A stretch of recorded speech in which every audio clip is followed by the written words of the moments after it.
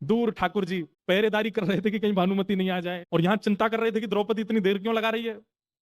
इतने में ही शिविर से बाहर आकर के अर्धरात्रि का समय, और भीष्म पितामह ने शेर की तरह गर्जना करके कहा, कहां है गोपाल भैया। ठाकुर जी ने जैसे ही भीष्म पितामह की आवाज सुनी, 2 पटक तो वहीं लगी ठाकुर जी। सब काम खराब कर आई, बार बार कहा था बोलना नहीं, भीतर जाके और सब खत्म कर आई होगी। ठाकुर जी धीरे धीरे आए, जी हुजूर हम हैं। बोले इधर आओ। ठाकुर जी गए, हुलिया बदल के आए थे, लालटेन थोड़ी तेज करी भीष्म पितामह ने, मुखमंडल थोड़ी पकड़ी ठाकुर जी की, नेक ऊपर करना मुख, नेक आंखें खोल के देखो, ये आंखें क्यों बंद कर रखी है तुमने। बोले बंद नहीं, काजल ज्यादा लग गया है। बोले खोलो इसको ढंग से। जैसे ही पगड़ी उतारी, वो घुंघराले केसों का जो यहाँ चुटीला बनाया था खुल गया, और मोर पिछ जो छुपाया था भीतर वो प्रकट हो गया। ठाकुर जी की मधुर छवि भीष्म पितामह के सामने प्रकट हो गई। आकाश में जो चंद्रमा बादलों में ढका हुआ था, स्वयं को रोक नहीं पाया। श्याम सुंदर की ऐसी मधुर झांकी प्रकट हुई, और मैं ढका रहा हूं, प्रकाशित हो गया चंद्रमा, और खिल करके हंस गए ठाकुर जी।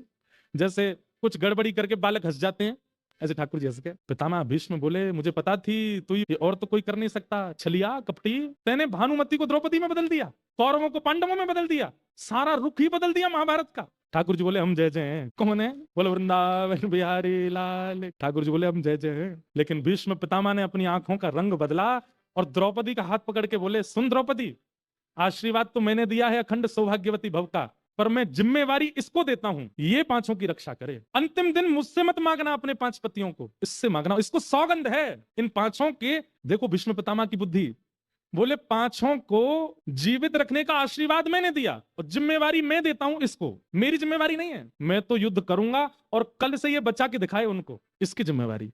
एक आशीर्वाद तुझे दिया, एक आशीर्वाद इसको दिया, अब जाओ, मेरे पास मत आना, अंतिम दिन इसके पास जाना। भगवान बोले शांति बैठी रहती, क्या कर दिया तेने। ये भीष्म पितामह ने आशीर्वाद नहीं दिया है, ये मेरी प्रतिज्ञा तोड़वाना चाहते हैं कि मैं शस्त्र उठाऊं, और इसीलिए इन्होंने मुझको जिम्मेवारी दे दी है। अब मुझे अपनी प्रतिज्ञा तोड़नी पड़ेगी। वही हुआ।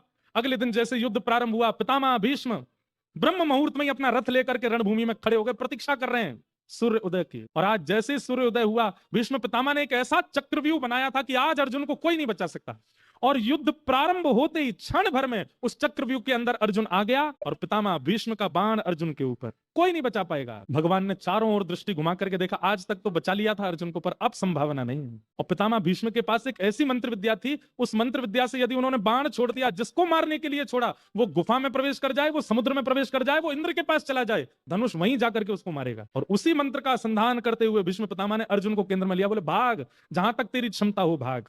उस समय भगवान कृष्ण के पहली बार पसीने आ गए।